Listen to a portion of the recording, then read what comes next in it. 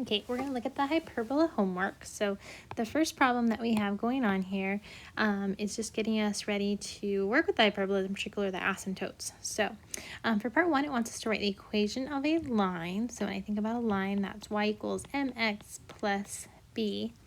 And it's supposed to go through the point 0, 0. So that's telling me that my y-intercept is 0, 0. So we're going to have a 0 for b. My slope is 3 over 2, well that's going to be my m. So really I have y equals 3 over 2x. So there's my equation for a line. Now part B wants to see how these two compare. Well, this looks really familiar. Maybe we haven't seen a line kind of change, and the reason I know this is a line is because there's only a power x on here. But remember we had something like 3 over 2 times x minus 4 like squared plus 5? We know that's a parabola, and then we'd say, oh, it shifts to the right 4 and up 5. Well, lines could do the same type of transformation. So this minus 4 is just telling us that that equation of a line that we just wrote is going to be shifted to the right 4 spaces and up 5. You could also write it in this way if you like better. Y minus 5 is equal to 3 over 2 times x minus 4. Both of those are totally fine. So just so you know, this equation they gave us and the one I wrote are the same. And it's just to realize what's going on with the minus 5 and the minus 4. So this minus 5, in the way I wrote it here, you might want to think about it more like with those parentheses. But you can also think about, well, what would happen if I am saying to the right 4? That means if x is 4, if I plug that in, 4 minus 4 is 0, which gets me the 5. And the same thing will happen in that equation below. So to answer the question, how does that equation transform the graph? It moves it to the right 4, up 5. For part 2, it just wants us to find the slope of the given line. So to find the slope, that's what we were using for m. That's your rise over your run. So you have to identify any 2 points on your graph. So I'm kind of drawn to the y-intercept there, and then another nice point would probably be right here. So that's at 5, 4. So I'm going up 1, 2, 3, and then I'm going to run over 1, 2, 3, 4, 5. So rise of 3, run of 5. That's going to be my slope. So part 3 says, what are the key features of a hyperbola? So the hyperbola, they can open up horizontally or they can open up vertically. So I'm thinking about the key features. Well, I have these actual branches that I just drew, and they have these starting points, so that we have to have some vertices. Oh, we have to have a center. Let's even begin with. What else? Oh, we have to have asymptotes.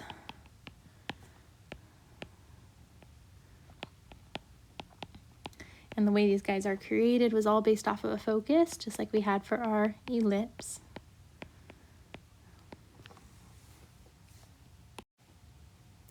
And so those are the main features for our hyperbola.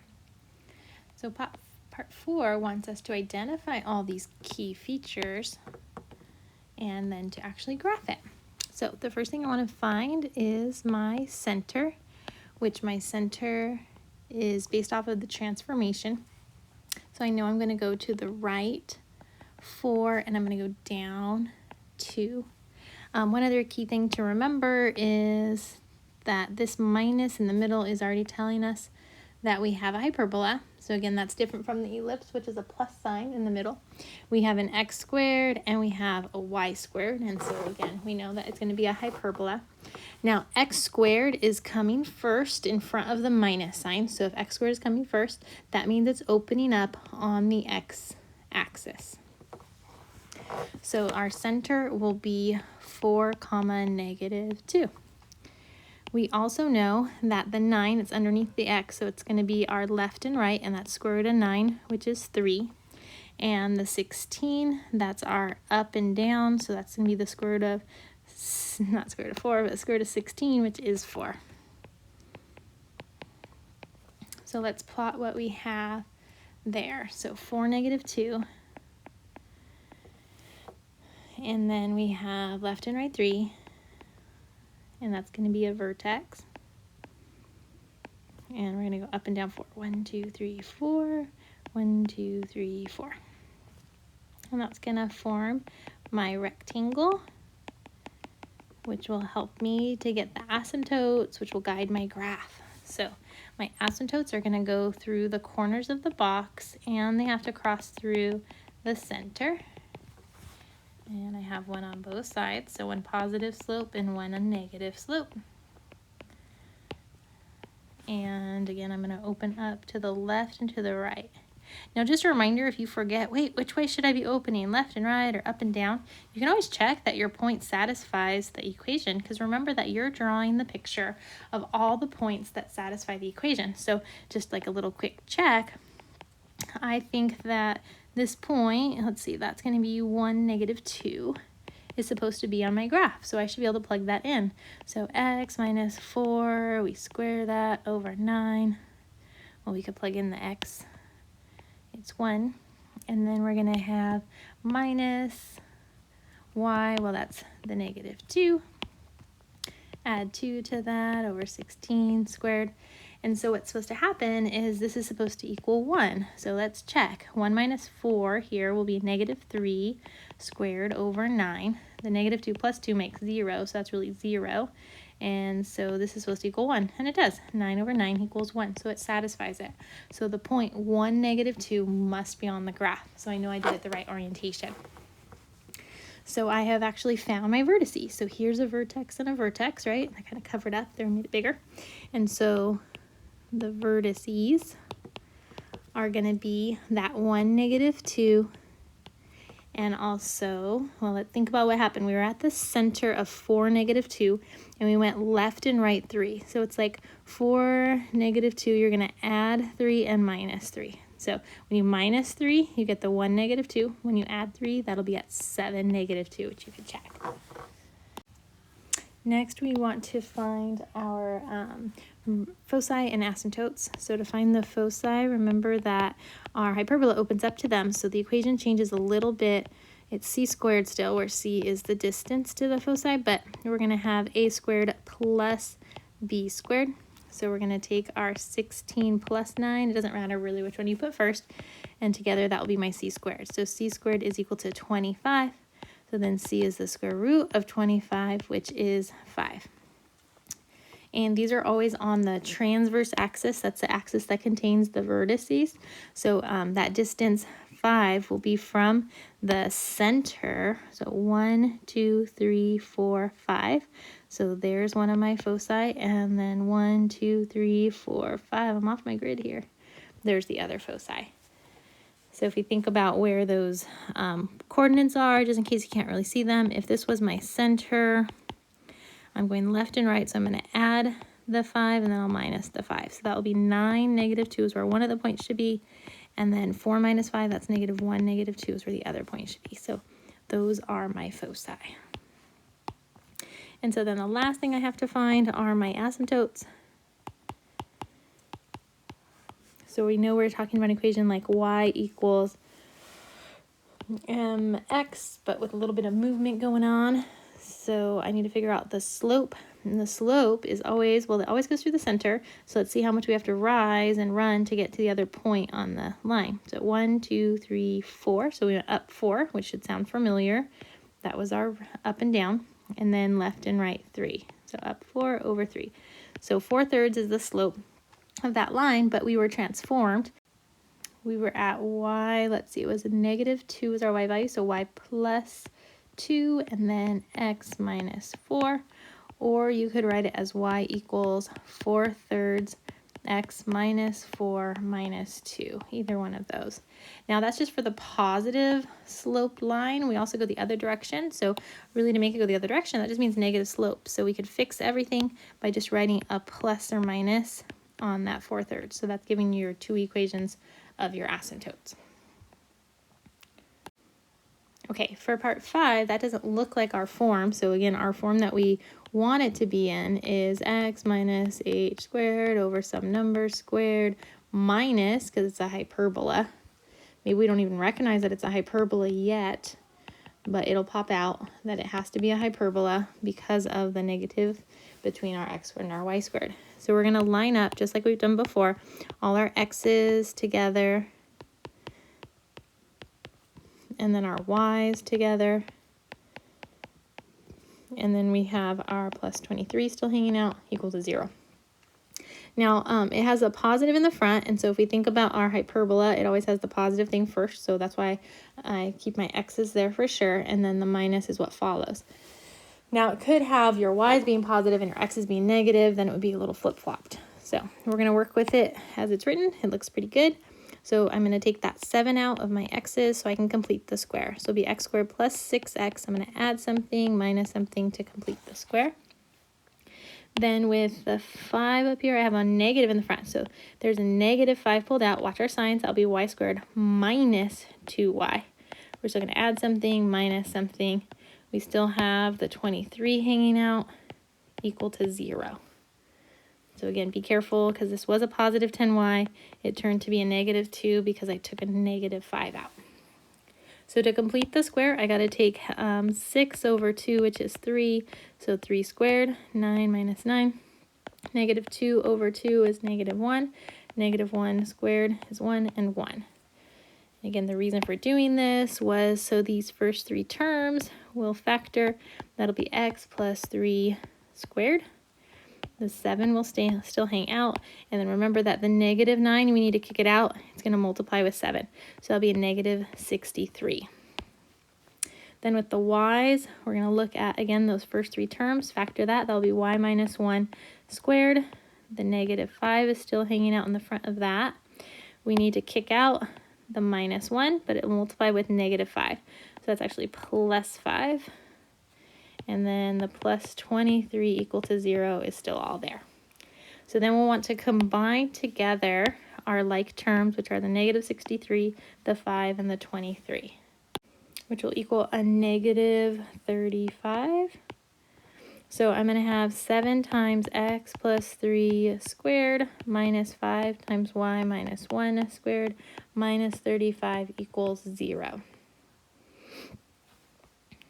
Then I'm going to add that 35 over because I need it all equal to 1. So this will be 7 times x plus 3 squared minus 5 times y minus 1 squared equals 35. I'll divide by the 35 every term. And we've seen this a few times that we're going to be able to reduce the fraction. So 7 over 35. This is 7 and 5, so the 7s will cancel. We'll get x plus 3 squared over 5 minus, here the 5s will cancel, so I'll have 7 in the bottom. That'll be y minus 1 squared equals 1. So we have just written our equation into our pretty form. And so it wants us to still find all of the key features. So here's our equation written nicely. So we got to find all of the features. So the first feature is going to be our center, which we already know. Let's see, this is moving left 3 because it's with our x's. This is up 1 because it's with our y's. So our center will be negative 3, 1. Next we have the vertices. Okay, it has x squared being first, so we know it's going to open up to the left and to the right. The 5 tells me it's underneath the x's, so it's going to go left and right, the square root of 5. And underneath the y's, that's our up and down. We have the square root of 7. So both of those aren't very pretty numbers, but we'll just leave them as they are. And so from our center, which is negative 3, 1, we have to move left and right radical 5. So if we want to identify those vertices, it's going to be the negative 3, 1. That's our center, but we have to add radical 5 to our x's and then minus radical 5 from our x's. So that will be negative 3 plus radical 5, 1, and negative 3 minus radical 5, 1. So we have our center, vertices. We also need our foci. So to find our foci, that's going to be taking the a squared plus the b squared, which is really just the 7 plus the 5. So c squared equals 12. So c will equal the square root of 12. that simplifies. That's 4 and 3, 2 and 2, or you could see a perfect square in there to be 2 radical 3. So that's the distance. The foci is the distance from the center, and it's going to open up. So it's left and right, that 2 radical 3. So to write the actual ordered pairs, you're going to add 2 radical 3 again to the x, because we're going left and right that amount, and then minus 2 radical 3. So the points would be 2 radical 3, or sorry, let's erase that. It'll be negative 3 plus 2 radical 3 comma 1, and negative 3 minus 2 radical 3 comma 1 for our foci. And then the last thing we want to find is our asymptotes. So the asymptotes are going to be found by looking at that equation y equals mx, but we're going to do a little transforming. And again, there's a few different ways to do this. I like to just find the slope, so I think about how much I would rise, which is the radical 7, and run, which is the radical 5. So I can write radical 7 over radical 5, and then it's x plus the 3 and y minus the 1. And I need plus and minus for that. So those are all the details, the key features once we're in that nice pretty form. Okay, we're going to scooch on over to number 7. We want to write the standard form of the equation of a hyperbola. Okay, so it's giving us some vertices, and it's giving us some of the asymptotes. So the hint is to draw the picture. So I know my goal is like something squared with some number down there minus y minus that squared over some number equal to 1, or maybe my x and y's are flip-flopped. It really depends on how it's opening. So let's see, if we get the picture, we'll be able to see which way it's opening. So negative 3, 1, 2, 3, 1, 2, 3, negative 3, negative 3. That's a vertex. And then 1, 2, 3, 4, 5, 6, 7, negative 3. There's our other vertex. So we know that our transverse axis then is horizontal. It's going to go this way.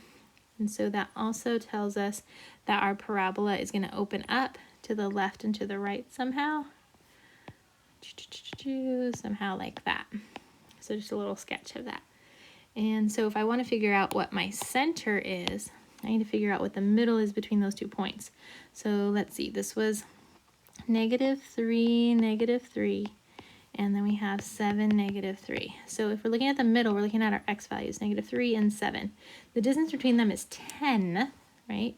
So, right, 7 minus negative 3, that distance is 10 spaces. So I need to go over 5 spaces, 1, 2, 3, 4, 5 to find my middle. So my middle will have to be at 2. So half of the 10 is 5, so we know it's going to be at 2, and the y value will have to be at negative 3. So our center is 2, negative 3.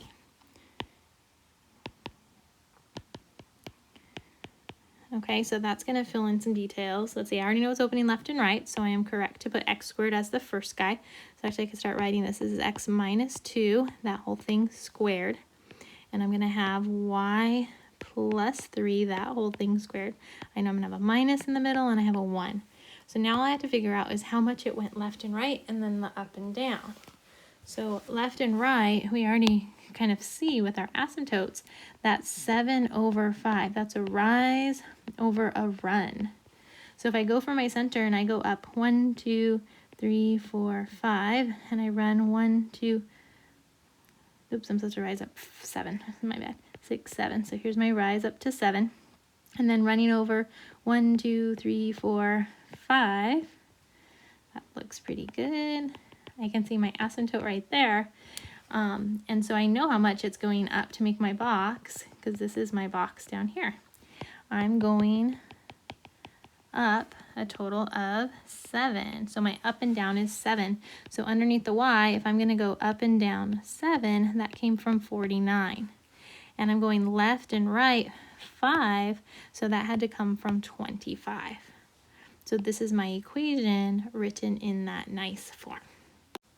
Okay, this last one for number 6, this is helping you to get ready for your exam. And so it wants you to know the similarities and differences between all of these equations. You can use some sketches to help you out. So when I first look at part A and C, I know that those guys are both ellipses.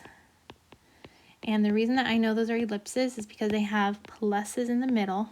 Now part D has a plus in the middle, but it also has a minus outside. So actually this one should be rewritten where this term is second. So we'll have y plus 2 squared over 36 minus x minus 5 squared over 49 equal to 1. So then I know that B and D are hyperbolas. And I have to fix this a little error. I'm not sure why right here this minus shouldn't be there. So let's cross that off. Okay, so what else do we know? Part A, our center is 5, negative 2, and that's also the center for part B, 5, negative 2, and also this guy, 5, negative 2, and also this guy. So they all have the same center, so there's our first big similarity between them all. Let's see, what else? So A and C are ellipses, and so what's special or different about them? A and C, they both have the same center. Oh, they flip-flopped. The 36 and 49, those got flip-flopped. So all that means is for part A, once we're at our center, we're going to go left and right 7, and up and down 6, up and down 6. And so it's going to be a little bit longer horizontally compared to part C, which is only going 6 left and right from where our center is, and then it's going to go up 7, down 7.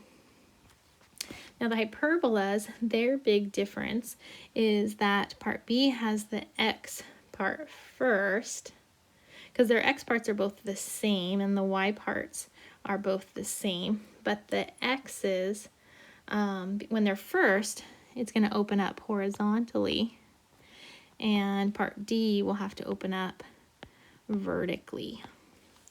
But besides that, the way that they're going to be formed will be identical, because underneath the y is this 36, so it's going to go up and down. Square root of 36, which is 6, and it's going to go left and right the square root of 49, which is 7. And that also matches up, actually, this movement down here. This is the same for part, let's see, where the underneath the y is 36. So that's the same for part A and part B and then part D. So all of them have the same left and right and the up and down movement. And I think that's the most that I could find.